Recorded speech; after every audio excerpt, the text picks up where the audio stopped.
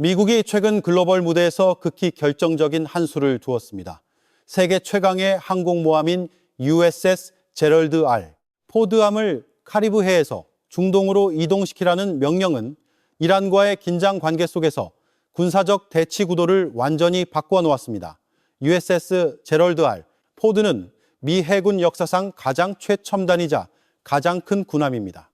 어떤 적수라도 경계하지 않을 수 없는 압도적인 해군력의 상징인 셈이죠. 이 결정은 단순한 함선 순환 배치가 아닙니다. 이는 워싱턴이 만들고자 했던 그림의 마지막 퍼즐 조각이었습니다. 이미 페르시아만에 주둔 중인 USS 에이브러햄 링컨함과 함께 양동작전을 펼칠 태세를 갖춤으로써 협상이 실패할 경우 이란을 직접 겨냥한 전면 공격을 포함한 어떠한 대규모 군사작전도 지원할 준비가 된 것입니다. 하지만 지금까지 미국은 이란과의 전쟁을 시작하지 않았습니다. 왜일까요? 그 이유는 미국이 외교적 화해와 군사적 최대 압박을 병행하는 이중 전략을 보여주고 있기 때문입니다. 미국은 자신들에게 유리한 고지에서 이란을 협상 테이블로 끌어내고 싶어 하지만 동시에 이란 국경, 바로 인근에 막강한 군사력을 유지함으로써 어떠한 선택지도 통제하에 두려워하고 있습니다. 이란에 대한 직접 공격 결정이 아직 내려지지 않은 것은 미국이 이란에 대한 군사작전 개시가 가져올 파장이 지역 전체에 격렬한 연쇄 반응을 일으킬 수 있기에 외교와 무력 사용 사이의 공식을 신중하게 저울질하고 있기 때문입니다. 그동안 워싱턴의 지도자들은 협상을 끈기 있게 이어갈 것이라고 선언하면서도 합의에 이르지 못할 경우 그 결과는 매우 심각할 것이라고 테헤란에 경고하고 있습니다. 벤자민 네타냐후와 도널드 트럼프의 만남은 불과 30시간 남짓 이어졌는데 이는 분석가들로 하여금 큰 의문을 제기하게 만들 정도로 짧은 시간이었습니다. 굳게 닫힌 문 뒤에서 실제로 무슨 일이 일어났을까요? 이스라엘 언론에 따르면 이 번개 같은 방문은 획기적인 공동 성명을 이끌어내지 못했습니다. 회담 후 도널드 트럼프 대통령은 양측이 어떠한 합의에도 이르지 못했다고 솔직하게 밝히며 여전히 외교적 해법을 우선시한다고 강조했습니다. 하지만 전략적 언어에서 외교 우선이 군사적 옵션을 배제한다는 의미는 아닙니다. 소식통에 따르면 특히 이란 문제를 다루는 방식에 있어 이견이 있었던 것으로 보입니다. 이스라엘은 오랫동안 강경한 입장을 고수해온 반면 워싱턴은 협상과 억제를 결합한 보다 포괄적인 압박 구조를 구상하고 있는 듯합니다. 도널드 트럼프 대통령은 이란이 합의에 이르지 못하면 결과는 매우 심각할 것이라는 메시지를 여러 차례 반복했습니다. 이 메시지의 반복은 단순한 외교적 경고가 아니라 인내의 한계가 점차 좁혀지고 있음을 보여주는 신호입니다. 한편 국제 소식통들은 주목할 만한 군사적 그림을 드러내고 있습니다. 월스트리트 저널은 압박 수단으로 USS 조지 H.W. 부시 항공모함을 배치할 가능성을 언급한 바 있습니다. 그러나 뉴욕타임스는 실제 이동 명령은 카리브해에 있던 최첨단 군함 USS 제럴드 R. 포드함에 내려졌다고 보도했습니다. 이러한 변경은 워싱턴이 단순히 힘의 상징을 고려하는 것을 넘어 최강의 항공모함이 무대에 등장하면서 전체적인 판세를 재검토하고 있음을 보여줍니다. 이는 더 이상 통상적인 억제 조치가 아니라 최고 수준의 시나리오에 대비하고 있다는 신호입니다. 지금 가장 큰 질문은 미국이 이란을 공격할 것인가가 아니라 언제 어떤 조건에서 공격할 것인가입니다. 30시간의 회담이 합의를 이끌어내지는 못했을지라도 두 동맹국이 테헤란을 바라보는 방식을 재정립한 것은 분명합니다. 외교는 여전히 언급되고 있지만 군사력 배치 움직임은 전쟁의 문이 결코 닫히지 않았음을 보여줍니다. USS 제럴드 R. 포드함이 작년 7월 24일부터 미국 항구를 떠난 것은 정기적인 배치 계획의 일환이었으며 원래 계획대로라면 이 함선은 정비와 기술, 업그레이드를 위해 귀향해야 했습니다. 하지만 정해진 주기에 따라 항구에 입항하는 대신 미 해군 최강의 이 군함은 중동으로 긴급 이동하라는 명령을 받았고 이는 전략적 흐름 전체를 바꾸는 결정이었습니다. 이동 시간은 약 2주로 추정되며 이는 워싱턴이 다음 단계로 넘어가기 전에 군사적 판도를 재배치하기에 충분한 시간입니다. 분석가들은 다른 항공모함 대신 USS 제럴드 R. 포드함을 선택한 것이 우연이 아니라고 보고 있습니다. 이 함선은 미국의 해상 전투 기술의 정점을 대표하며 공군력과 전장 지휘 능력 모두에서 압도적인 우위의 상징입니다. 그러나 이것이 함선이 해당 지역에 도착하자마자 전쟁이 발발할 것이라는 의미는 아닙니다. 대규모 군사작전은 지원 병력 배치, 군수 보급 확보, 미사일 및 장비 통합, 그리고 최고 위급의 정치적 결정 등 여러 층위의 준비를 요구합니다. 종합적으로 볼 때 현재 상황은 워싱턴이 군사적 억제와 외교적 협상을 병행하는 양동 전략으로 이란에 대한 압박을 최대로 끌어올리고 있음을 보여줍니다. 미국이 공격 준비가 되었다는 모든 신호를 보내고 있는 상황에서 최강의 군함을 동원한 것은 우발적인 움직임으로 볼 수 없습니다. 목표가 단지 외교적 압박이었다면 이미 배치된 표준 항모 전단만으로도 메시지를 전달하기에 충분했습니다. 하지만 여기서의 선택은 정비를 위해 귀향해야 했던 USS 제럴드 R. 포드함이었습니다. 이는 명확한 전략적 의미를 가집니다. 워싱턴은 최고 수준의 옵션을 포함한 모든 방안이 이미 준비 상태로 활성화되었음을 증명하고 싶어하는 것입니다. 미국이 최첨단 항공모함을 동원하자 여론은 큰 질문을 던지고 있습니다. 워싱턴은 정말로 이란을 겨냥한 대규모 군사작전을 준비하고 있는 것일까요? 주력 군함의 등장은 지정학적 무대에서 항상 강력한 신호입니다. 하지만 항공모함의 존재만으로 즉시 전쟁이 발발할 것이라고 단정할 수는 없다는 현실을 직시해야 합니다. 만약 군사 공격이 일어난다면 그것은 훨씬 더 복잡한 협력 구조를 요구합니다. 동맹국의 참여, 전투기 증강, 전략 잠수함 배치, 다층 미사일 방어 시스템 활성화, 그리고 특히 백악관의 최종 정치적 결정이 필요합니다. 모든 대규모 작전은 단순히 한 척의 항공모함이라는 힘의 상징에 의존하는 것이 아니라 군수, 지휘, 그리고 긴장고조 통제 능력 면에서 동시에 준비되어야 합니다. 반면 도널드 트럼프는 이란이 반드시 합의에 이르러야 한다고 계속 강조하며 협상의 문이 아직 닫히지 않았음을 보여주고 있습니다. 이것은 우발적인 메시지가 아니라 이중 전략의 일부입니다. 군사적 압박을 최대로 끌어올리면서도 외교적 지렛대를 유지하는 것입니다. 워싱턴은 테헤란이 재고려하고 미국의 유리한 조건으로 협상 테이블에 앉을 수밖에 없는 환경을 만들고 싶어하는 것 같습니다. 따라서 문제는 전쟁이 일어날 것인가가 아니라 미국이 최고 수준의 억제를 전략적 협상 도구로 어떻게 사용하느냐에 있습니다. 이러한 맥락에서 항공모함은 단순한 군사장비가 아니라 이란과의 협상 질서를 재편하기 위한 압박 도구입니다. 긴장이 고조되는 가운데 USS 제럴드 R. 포드함의 중동 배치는 워싱턴의 압박 작전에서 상당한 단계적 격상으로 볼 수 있습니다. 그러나 이는 여전히 치밀한 전략적 계산에 따른 움직임이며 임박한 전쟁의 확실한 신호는 아닙니다. 미국은 억제 수준을 최고 단계로 끌어올리면서도 행동의 시기와 형태에 대한 주도권은 유지하고 있습니다. 만약 목표가 단순히 정치적 압박이었다면 워싱턴은 현재 지역에 주둔 중인 USS 에이브러햄, 링컨함과 유사한 역할을 충분히 수행할 수 있는 USS 조지 H. W. 부시함을 동원할 수도 있었습니다. 하지만 여기서의 선택은 가장 현대적이고 강력한 군함인 USS 제럴드 R. 포드함이었습니다. 이 선택은 군사적 의미뿐만 아니라 전략적 선언이기도 합니다. 미국은 상황이 통제를 벗어날 경우 최고 수준의 전투 능력을 전개할 준비가 되어 있다는 것입니다.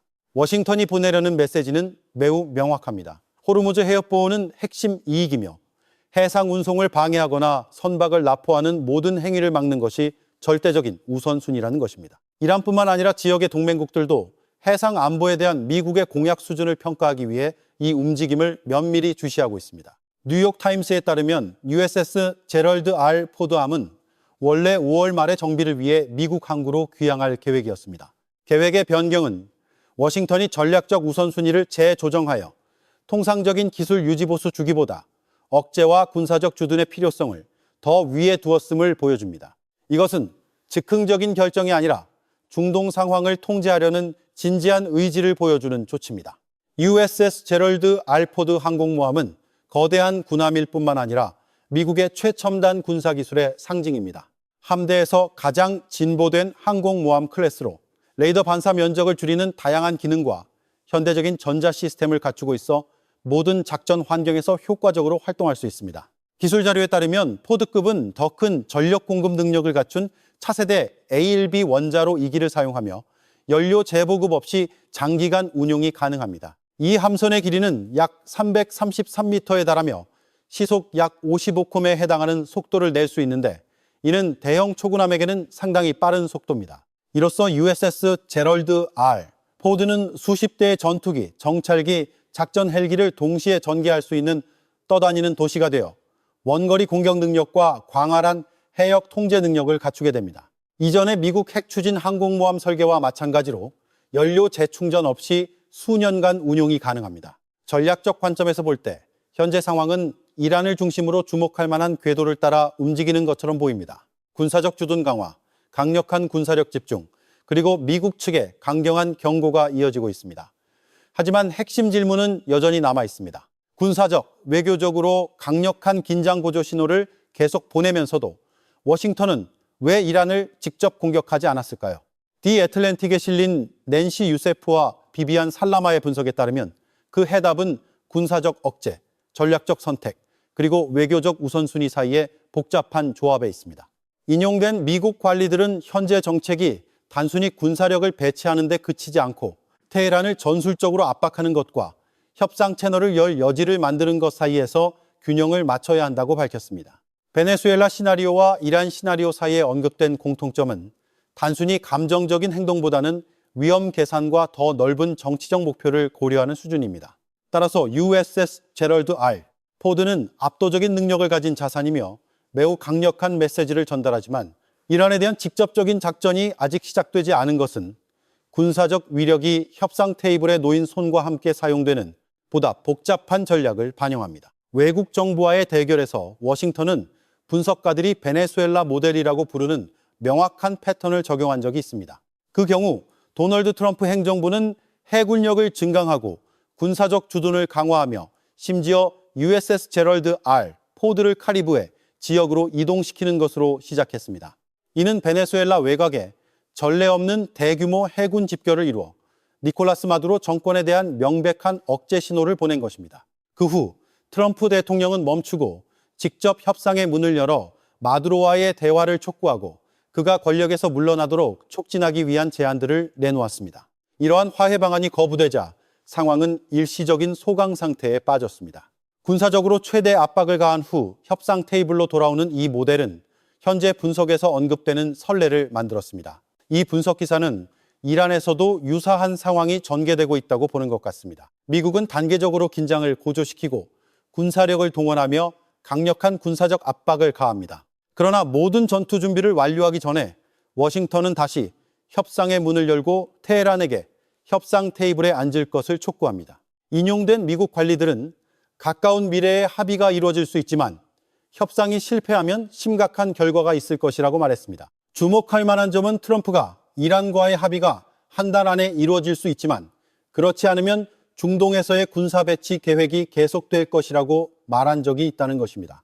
이는 협상과 군사적 절차가 군사력이 행동할 준비가 될 때까지 병행될 수 있음을 보여줍니다. 그 후 이 분석은 필요하다면 군사작전이 개시되기 전에 전략적 침묵 기간이 나타날 수 있다고 평가합니다. 그렇다면 워싱턴은 왜 처음부터 공격하지 않았을까요?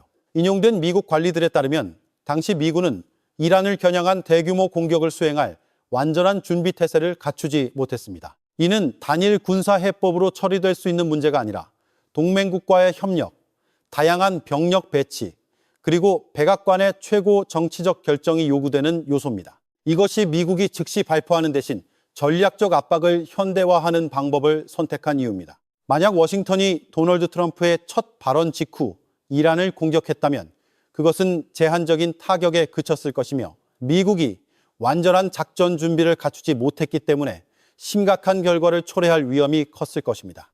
이것은 정치적 의지의 문제가 아니라 베네수엘라의 경우와는 완전히 다른 군사, 정보, 그리고 지역 전략에 대한 복잡한 문제입니다. 첫째, 미국은 포괄적인 전쟁 정보와 명확한 목표 목록이 부족했습니다. 복잡한 군사 기반, 방공 시스템, 미사일, 그리고 원거리 작전 능력을 갖춘 이란과 같은 국가에 대해서는 정보 준비 수준이 매우 높아야 합니다. 현재 구체적인 목표에 대한 명확한 정보가 없다는 것은 미군이 여전히 작전 계획을 완성하는 단계에 있음을 보여줍니다. 둘째, 워싱턴은 테헤란의 보복 공격을 계산해야 했습니다. 이란은 대규모 탄도미사일 보유고, 다층 방공 시스템, 그리고 여러 전선에서 활동하는 대리 세력을 보유하고 있습니다. 만약 미국이 공격하면 테헤란은 지역 내 미군 기지나 동맹국에 강력하게 반격하여 훨씬 더 복잡한 분쟁으로 이어질 수 있습니다. 셋째, 지역 동맹국들의 주저함이 매우 큰 장애물입니다. 사우디아라비아, UAE 등 많은 중동 국가들은 영공을 개방하거나 자국 군대를 직접 분쟁에 투입하기를 원하지 않습니다. 이는 미국이 다국적 군사작전을 수행할 능력을 상당히 제한합니다. 넷째, 미국은 행동, 반응, 긴장고조, 보복이라는 매우 복잡한 연쇄 반응을 고려해야 합니다. 대규모 군사작전은 몇 차례의 공습으로 끝나지 않고 해군, 육군, 공군 및 지원 부대와의 깊이 있는 협력을 요구하며 수주간 지속될 수 있습니다. 반면 한때 워싱턴은 이란의 정치체제가 내부 시위 앞에서 취약해 보인다고 판단했으며 트럼프는 이 상황이 국면을 빠르게 바꿀 수 있다고 내기를 걸었습니다. 그러나 테헤란의 혹독한 탄압과 강력한 군사 통제는 안보 세력이 여전히 단결돼 있고 대응할 준비가 되어 있음을 보여주었고 이는 미국이 모든 행동에 있어 더욱 신중해지게 만들었습니다. 결론적으로 대규모 군사작전을 아직 개시하지 않은 것은 미국이 싸울 준비가 되어 있지 않다는 의미가 아니라 통제불능의 시나리오에 빠지는 것을 피하기 위해 군사적, 정치적 요소를 신중하게 저울질하는 보다 완전한 전략적 계산을 반영합니다. 많은 관측가들을 놀라게 한 것은 이란의 정치 체제가 일부 예상과 달리 붕괴 상태에 빠지지 않았다는 점입니다. 내부 시위는 강경하게 진압되었고 쿠데타는 일어나지 않았으며 안보 세력 내에 주목할 만한 분열도 없었고 즉각적인 변화를 만들어낼 만한 야권 인물도 등장하지 않았습니다. 일부 분석가들이 걸었던 빠른 붕괴 시나리오는 일어나지 않았습니다. 한편 이란 경제는 실제로 심각한 압박을 받고 있습니다. 국내 통화 가치는 급락했고 석유 수출은 제재 조치로 계속해서 옥죄어지고 있으며 예산 수입은 세금에 크게 의존하는 반면 국내 경제는 장기적인 충격을 흡수할 만큼 안정적이지 않습니다. 전쟁이나 전면적인 위기 상황에서 이 금융 구조는 엄청난 압박을 받을 것입니다. 바로 이 때문에 많은 전문가들은 경제적 압박을 충분히 오래 유지한다면 대규모 전쟁 없이도 내부로부터 변화가 나타날 수 있다고 믿었습니다. 그러나 현실은 이란의 안보기구가 여전히 통제력을 유지하고 있음을 보여주었습니다. 큰 균열도 세력을 통합할 만한 야권 운동도 체제가 붕괴 직전에 있다는 신호도 없었습니다. 이는 워싱턴이 전략의 속도를 조절하게 만들었습니다. 내부 변동에 기대를 거는 대신 미국은 단계적으로 긴장을 고조시키고 군사적 주둔을 강화하며 작전 시나리오를 완성하고 테헤란과 동맹국의 반응을 평가하는 동시에 외교적 압박을 유지하는 방안을 선택했습니다. 이 전략은 군사, 정보, 그리고 국제적 지지 조건이 충분히 갖춰지지 않았을 때 전쟁을 시작하지 않는다는 기본 원칙을 반영합니다. 성급한 공격은 지역 전체에 연쇄 반응을 일으켜 미군 기지와 전략적 해상 항로의 안보를 위협할 수 있습니다. 따라서 즉시 공격하는 대신 워싱턴은 통제된 최대 압박 모델을 추구하고 있습니다. 항공모함 전단을 중동으로 이동시키는 것을 완료하고 군수 보급과 목표 목록을 철저히 준비하며 이란 내부 상황과 동맹국의 반응을 면밀히 주시하는 동시에 합의에 이르거나 아니면 더 심각한 다른 선택에 직면해야 한다는 명확한 메시지를 보내고 있습니다. 현재 상황에서 USS 제럴드 R 포드함의 중동 배치는 반드시 임박한 전쟁의 신호라기보다는 힘의 우위를 통한 협상 전략의 일부로 이해될 수 있습니다. 워싱턴은 판에 큰 패를 올려놓고 있지만 아직 발포 결단의 문턱을 넘지는 않았습니다. 미국이 왜 이란을 공격하지 않았는가에 대한 질문은 세 가지 핵심 요점으로 설명될 수 있습니다. 포괄적인 군사준비 미완료, 충분한 국제적 지지와 유리한 지역 조건의 부재, 그리고 여전히 최대 압박을 통한 합의 도달을 우선시하고 있다는 점입니다. 현재 전개는 다층적인 전략을 보여줍니다. 강력한 군사적 억제를 가하고 작전 계획을 완성하면서도 협상을 위한 공간은 남겨두는 것입니다. 일부 예상과 달리 이란의 정치 체제가 붕괴하지 않은 것은 워싱턴에게 어느 정도 예상치 못한 요소를 만들어냈을 수 있습니다. 전복의 물결도, 군사 쿠데타도, 안보기구의 붕괴도 없었으며 최고 지도자에게 등을 돌리고 나라가 재앙으로 치닫고 있다고 공개적으로 선언하는 고위급 인물도 나타나지 않았습니다. 빠른 붕괴 시나리오는 일어나지 않았습니다. 바로 그 점이 전략적 계산을 바꾸게 만들었습니다. 내부 압력이 변화를 이끌어내기에 충분하지 않다면 새로운 상황은 점차 워싱턴을 군사적 선택 쪽으로 밀어붙일 수 있습니다. 도널드 트럼프는 본래 전쟁을 선호하는 인물이 아니지만 외교적 선택지가 좁아지고 화해의 기회가 줄어들면 현실적인 조건이 그로 하여금 더 강경한 방안을 고려하게 만들 수 있다는 주장이 제기됩니다. 반면 이란은 체제 보존이라는 궁극적인 목표를 가지고 협상에 임합니다. 테헤란은 시간을 끌 수도 있고 포괄적인 합의에 큰 기대를 걸지 않을 수도 있지만 그들에게 필요한 것은 집권 체제의 존속을 유지하는 것입니다. 그들은 이번에 전쟁이 터지면 전장이 바로 이란 영토가 될 수 있다는 것을 알고 있습니다. 따라서 어떤 결과가 나오든 그것은 국내 대중에게 납득시킬 수 있어야 하고 체면을 지킬 수 있어야 하며 최고 지도자가 계속해서 권력을 유지할 수 있도록 보장해야 합니다. 테헤란과의 협상 라운드에서 항상 언급되는 중요한 요소는 이란의 핵 프로그램과 미사일 능력입니다. 이 문제들은 테헤란이 협상에서 희생할 수 없는 레드라인으로 여기는 것들입니다. 이란 관리들의 성명에 따르면 그들은 우라늄 농축을 완전히 중단하지 않을 것이며 핵 확산 금지 조약에 따른 에너지 개발 권리의 일부로서 이 입장을 단호히 지킬 것입니다.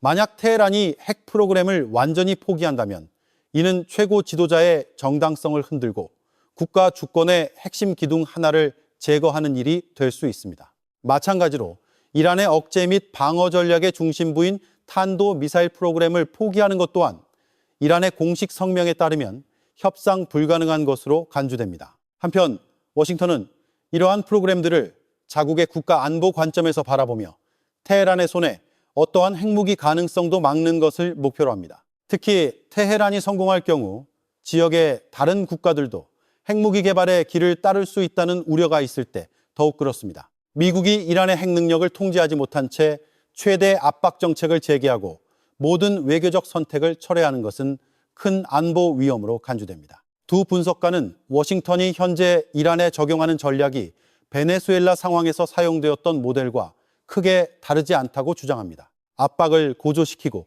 군사적으로 억제하며 협상의 문을 연 다음 협상이 실질적인 결과로 이어지지 않으면 다시 압박을 가중시키는 것입니다. 따라서 전쟁이 즉각적으로 확실한 것은 아닙니다. 그러나 외교가 완전히 실패할 경우 그 시나리오는 여전히 마지막 선택지로 남아 있습니다. 그러나 두 분석가는 또한 현재와 같이 대규모 군사력을 동원한 후에는 어떠한 계산착오라도 워싱턴이 심각한 결과에 직면하게 만들 수 있다고 강조합니다. 미국이 여전히 압도적인 힘을 가지고 있기는 하지만 만약 분쟁이 발생하면 테헤란은 지역 내 미국 및 동맹국 목표물에 보복 공격을 가할 수 있고 이는 통제하기 어려운 연쇄적인 긴장 고조로 이어질 수 있습니다. 더욱이 압도적인 군사력을 집중할 수 있다는 것조차 이란이 즉시 붕괴할 것이라는 의미는 아닙니다.